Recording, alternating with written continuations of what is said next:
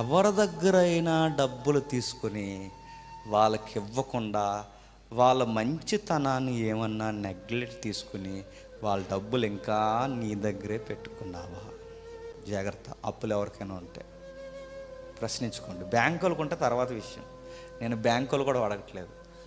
Neighbours, నువ్వు ఇతరుల దగ్గర డబ్బు తీసుకుని వారి ధనము నీ దగ్గర ఇన్ని రోజులు ఉంచుకొని వారి ధనాన్ని తీసుకుని మరలా ఇవ్వాలని తెలిసినా ఇచ్చేద్దాంలే అని లైట్గా ఏమని తీసుకుంటా. వాళ్ళు అడగడం లేదు కాబట్టి లోకు కట్టావా? నేను అడుగుతున్నాను, పొరుగువానిది ఆశించొద్దన్న ఆ ఆజ్ఞే ఈ జోన్లో నీకు అస్సలు గుర్తు రాలేదా? 23లో ఇతరుల డబ్బు విషయంలో నువ్వేం చేసావు? నీ ప్రశ్నలు మీకు ఎలా ఉన్నాయో నాకు తెలియదు, కానీ మళ్ళీ చెప్తున్నాను. దేవుని దయ వల్ల నేను ఎవరికి అప్పు లేనదో సంతోషం. నాకే అప్పులు ఉన్నారు.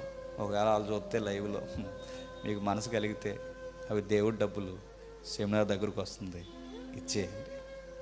ఒకవేళ మీరు ఎవరికైనా ఉంటే మీకు చెప్తున్నాను, మీకు ఎంత అవసరం ఉందో 100 రెట్లు వాళ్ళకి అవసరం ఉంటుంది. వాళ్ళ డబ్బులు ఎంతకంత ఇచ్చేయండి.